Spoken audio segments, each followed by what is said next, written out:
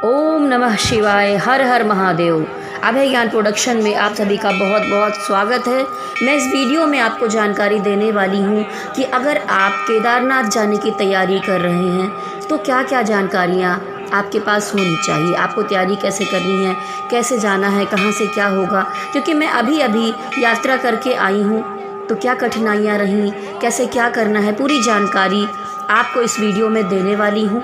तो आप वीडियो में अंत तक बने रहिए, वीडियो को देखिए, लाइक शेयर सब्सक्राइब करिए। जो लोग और भी यात्रा पर जाने वाले हैं आप उन्हें शेयर कर सकते हैं। तो पूरी जानकारी के लिए वीडियो में अंत तक बने रहिए। केदारनाथ धाम जाने के लिए सबसे पहले आपको तय कर लेना होगा कि आप फ्लाइट से जाना चाहते हैं या आप ट्रेन से यात्रा करना चाहते हैं। अगर आप किसी ऐसी दिशा में हैं जहां से दिल्ली नज़दीक पड़ता है तो आप बाई ट्रेन या बाई फ्लाइट दिल्ली जा सकते हैं। दिल्ली से आपको हर थोड़ी देर में हरिद्वार या ऋषिकेश जाने के लिए बसें मिलेंगी। इन बसों का किराया बहुत ज़्यादा नहीं है, 300 या 400 में आपको लग्जरी बसेस मिल जाएंगी, एसी बसेस मिल जाएंगी, नॉर्मल बसेस भी मिलती हैं। आप सो के भी जा सकते हैं, बैठ के भी जा सकते हैं। तो आप ऋषिकेश या हरिद्वार जाइए। अगर आप नॉर्थ साइड से आ रहे हैं तो आप दिल्ली ना जाते हुए सीधे ऋषिकेश या हरिद्वार आ सकते हैं। अब वहाँ से आपको यात्रा करनी होगी सोनप्रयाग के लिए। आप चाहे ऋषिकेश जाइए या हरिद्वार जाइए, आप वहाँ पर निवास कर सकते हैं। हम लोग जब वहाँ पर गए तो वहाँ पर हमने सबसे पहले धर्मशाला देखी। अपने बजट के अनुसार हमने अपने ग्रुप में तय कर लिया था, क्योंकि धर्मशाला में जाना हमें अच्छा भी लगा। एक धर्मशाला थी जिसका नाम मैं आपको बताऊँगी, धर्मंतरी धर्मशाला।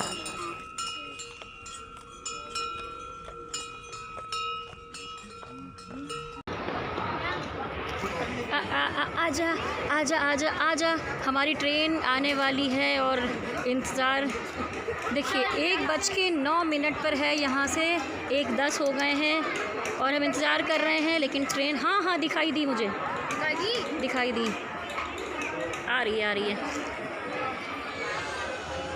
शायद आ रही है, हाँ दिखाई दी।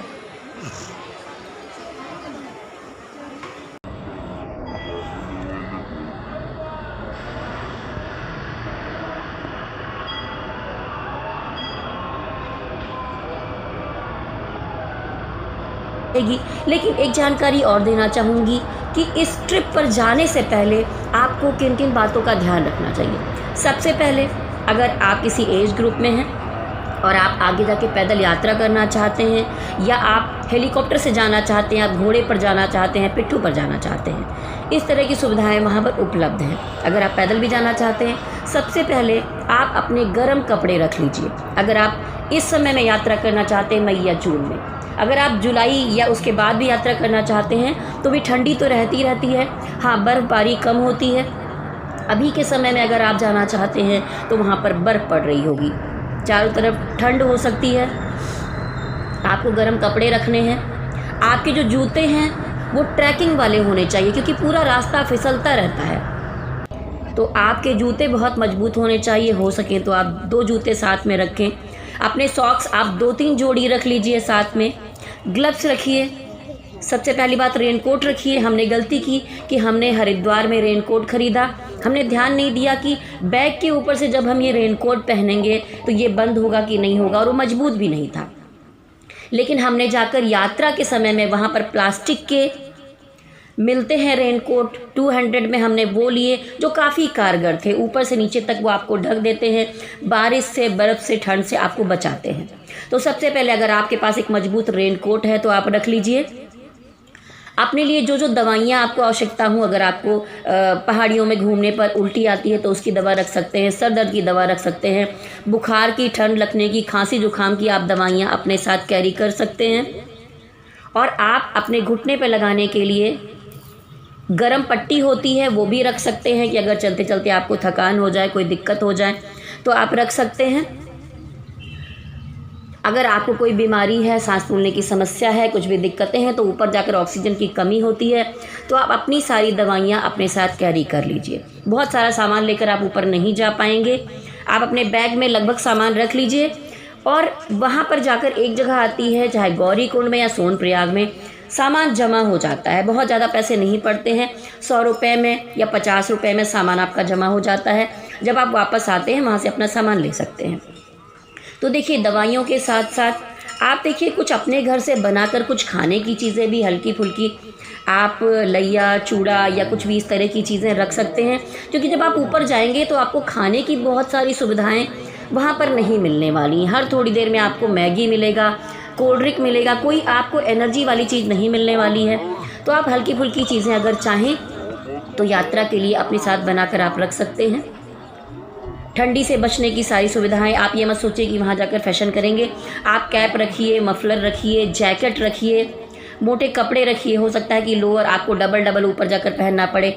हाँ, ऐसा होता है कि जब हम यात्रा शुरू करते हैं गर्मी लगती है, हम कपड़े उतार के फिर हल्के कपड़ों में आ जाते हैं, थोड़ी देर बाद फिर ठंडी लगती है, फिर हम गर्म कपड़े पहनते हैं। तो ऐसा ही पूरा माहौल बदलता रहता है।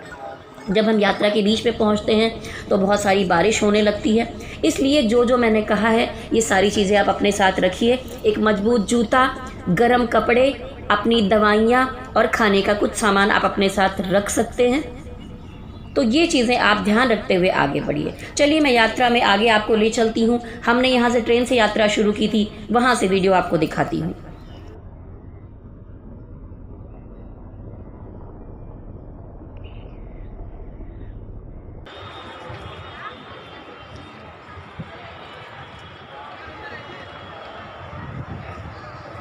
तो ये हम लोग हरिद्वार पहुंच चुके हैं। ये हरिद्वार स्टेशन है। अब हम यहाँ से बाहर जाएंगे और बाहर बस पकड़ेंगे ऋषिकेश जाने के लिए।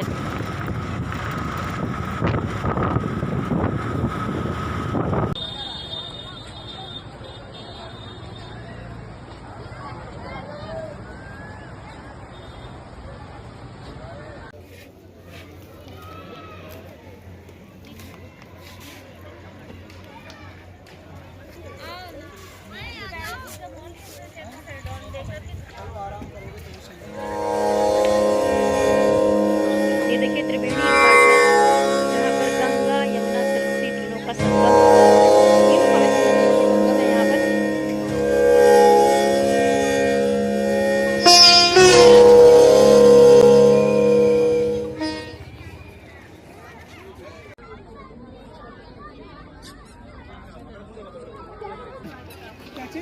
अरे वैसे ही डाला वो वाला पहाड़ दिख रहा है आपको, वो पीछे वाला, वो वाला देखो वहाँ पे थोड़ा सा इधर बलून है।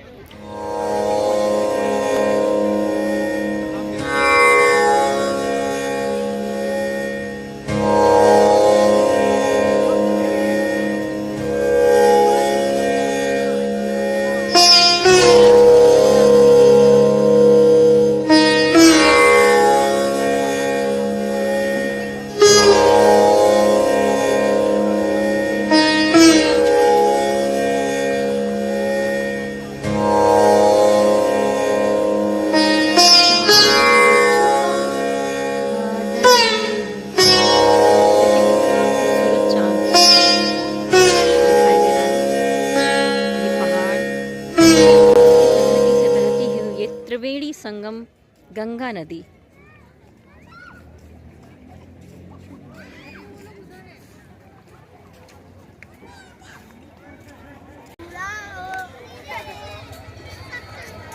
देखिए, पूजा के लिए यहाँ पर मिल रहा है। बच्चे बैठे हाँ, दीदी ले एक लो, मैं भी ले लेती हूँ। उससे हाँ, ले लो आप।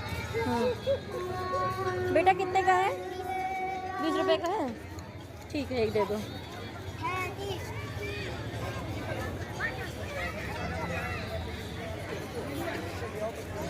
माची जला के वापस कर, जला के फिर वापस ले आऊँगी। ठीक है, आके पैसा दो कि अभी दो? आके ठीक है, रुको दे देती हूँ। फिर दिए जलाए हैं, उसके बाद हम ये पूरा घाट घूमते हुए आ जाओ। रंजना, अर्चना को भी बुला लो।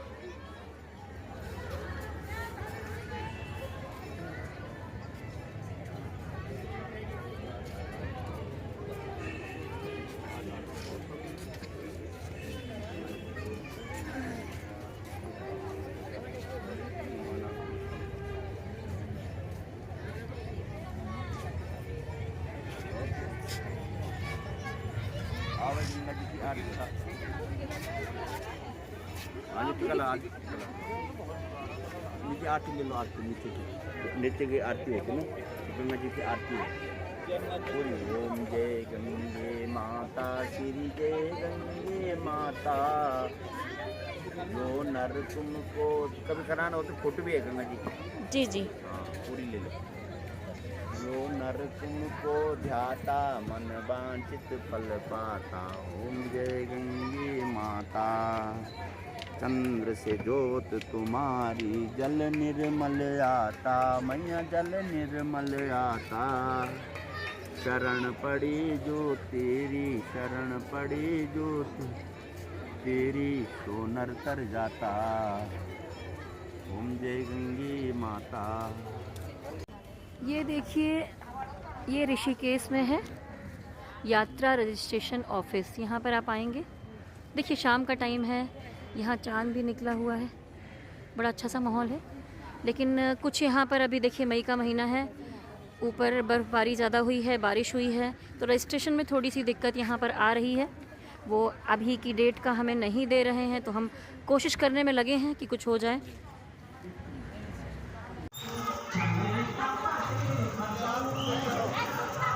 देखो ये धर्मंतरी धर्मशाला है।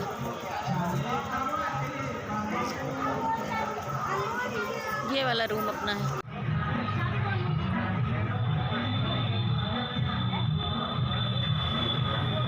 ये वाला रूम है, इसमें रुके हैं हम लोग।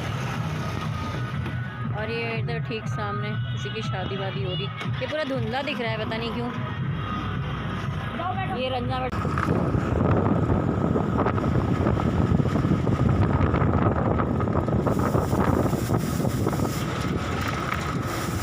आप चाहे ऋषिकेश जाइए या हरिद्वार जाइए, आप वहाँ पर निवास कर सकते हैं। हम लोग जब वहाँ पर गए तो वहाँ पर हमने सबसे पहले धर्मशाला देखी। अपने बजट के अनुसार हमने अपने ग्रुप में तय कर लिया था, क्योंकि धर्मशाला में जाना हमें अच्छा भी लगा। एक धर्मशाला थी जिसका नाम मैं आपको बताऊँगी, धर्मंतरी धर्मशाला।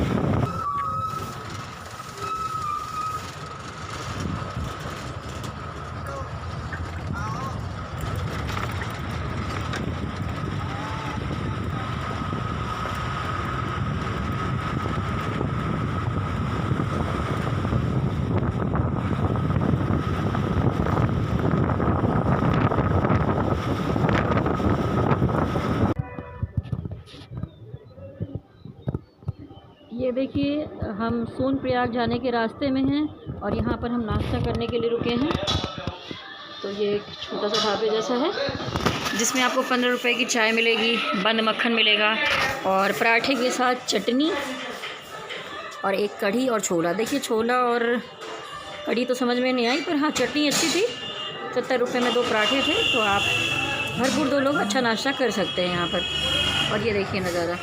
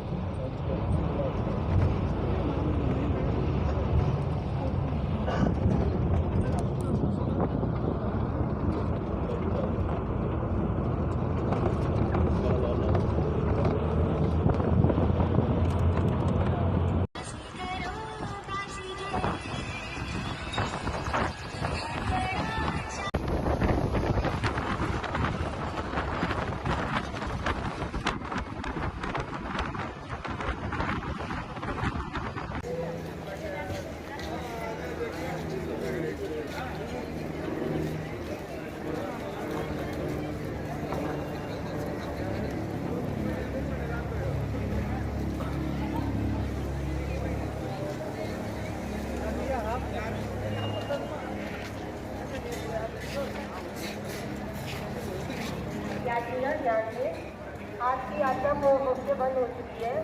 आपकी यात्रा ये देखिए केदार भोजनालय है, सोनप्रयाग में ही हमें रोक लिया गया, आगे नहीं जाने दिया गया आज के लिए। तो यहीं पर हमने रूम लिया है और यहाँ का खाना अच्छा था। बिना लहसुन प्याज का खाना हर धार्मिक स्थल पर मिलता है।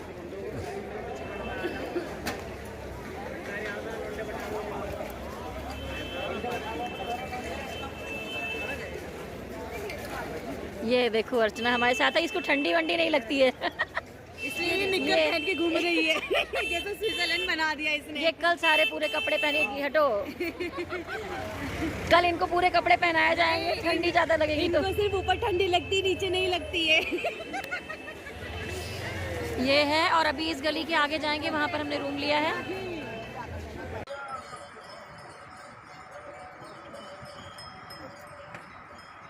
जो भी हो दिखेगा।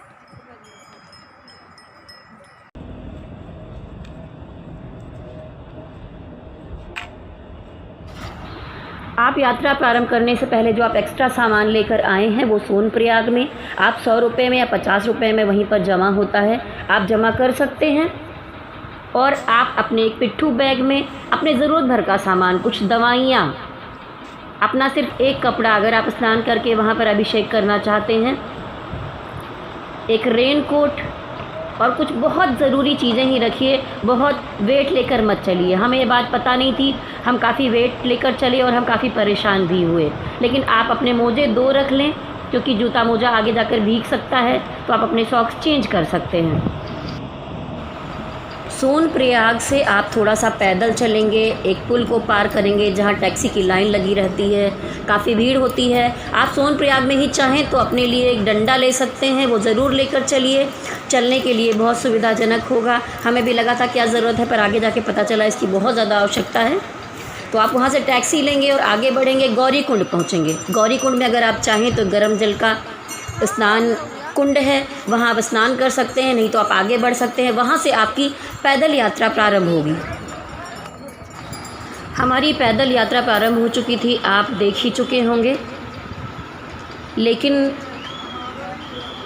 लिखा था 16 किलोमीटर, लेकिन वो 16 किलोमीटर है नहीं, क्योंकि ये सीधे सीधे नापा गया है। आप एक पहाड़ पूरा चढ़ते चले जाते हैं, 6 किलोमीटर के बाद एक ब्रिज पार करते हैं, फिर आप दूसरे पहाड़ पर चढ़ाई करते जाते हैं, तो ये काफ़ी लंबा है।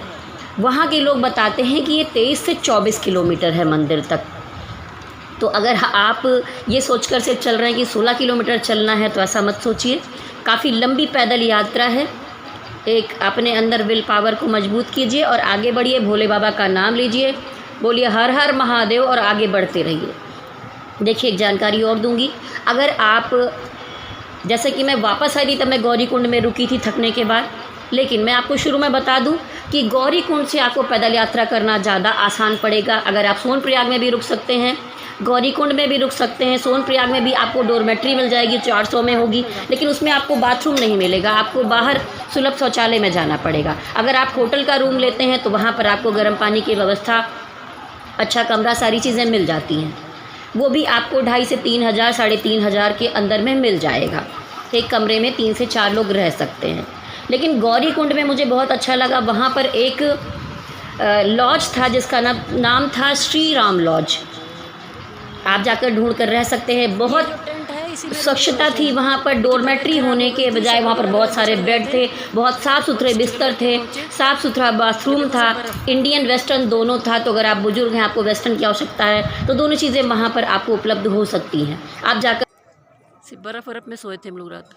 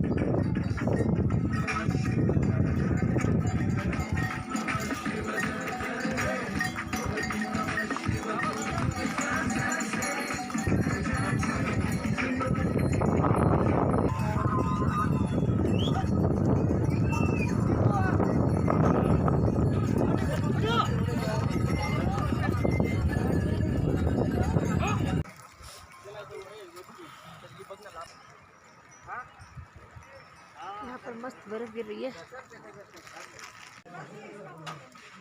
ये जिधर ये रुके हुए हैं देखो, ये जो टीन शेड है इसके अंदर कमरे में हम लोग रुके थे, इसके बाहर ये पूरा बर्फ़ जमा हुआ है, इसीलिए रूम जो है बर्फ़ की तरह ठंडा हो रहा है। और ये देखो बर्फ़ गिर रही है।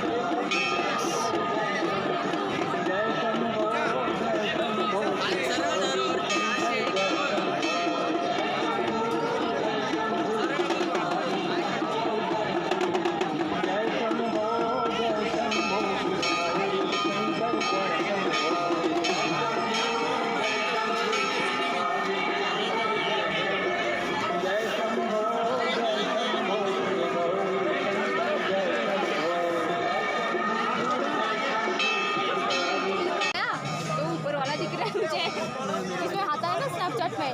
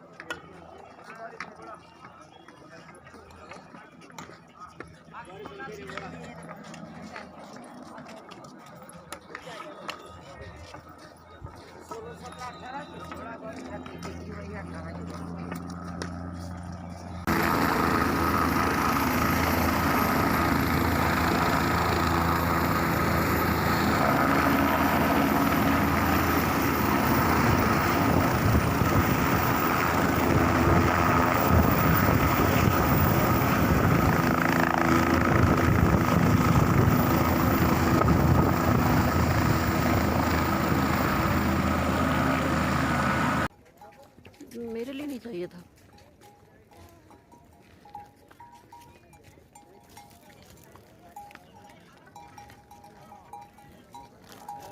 इस पे कमेंट्री करके डालूंगी ना।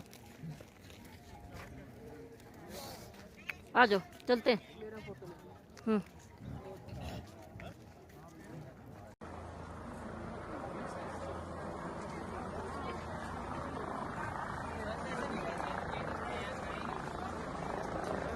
हर हर महादेव।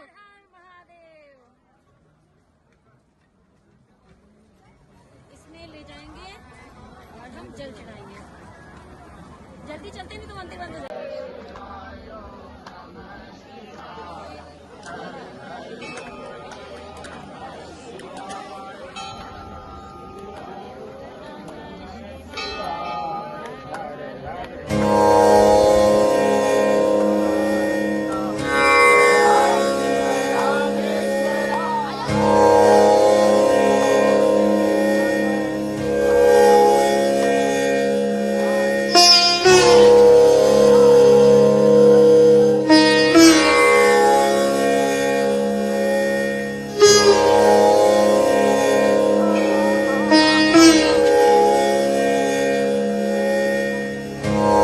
केदारनाथ मंदिर के पीछे हूँ मैं। ये जब बहुत बड़ी बाढ़ आई थी यहाँ से, तभी ये बड़ी बड़ी जो हिमशिलाएं हैं यहाँ पर इस तरफ आ गई थी। और ये जो बहुत बड़ी शिला दिख रही है मंदिर के पीछे, मैं एक बार दूसरे वीडियो में और डालूंगी। यहाँ पर एक ट्रैक्टर आ रहा है, इसकी आवाज़ मैं आपको बता नहीं पा रही हूँ। मंदिर के निर्माण का काम चल रहा है। देखिए यहाँ पर केदारनाथ मंदिर से एक आपको पतली लाइन ऊपर दिखाई दे रही होगी बर्फ में। ये रास्ता है ऊपर चढ़ने का और वहां पर है, ये मैं जूम करके आपको दिखाती हूँ। ये देखिए, ये यहाँ पर है भैरव मंदिर। यहाँ के दर्शन करिए और भैरव के दर्शन करिए, तभी ये दर्शन पूरे होते हैं यहाँ पर, क्योंकि भैरव बाबा शिव जी के सबसे प्रिय हैं।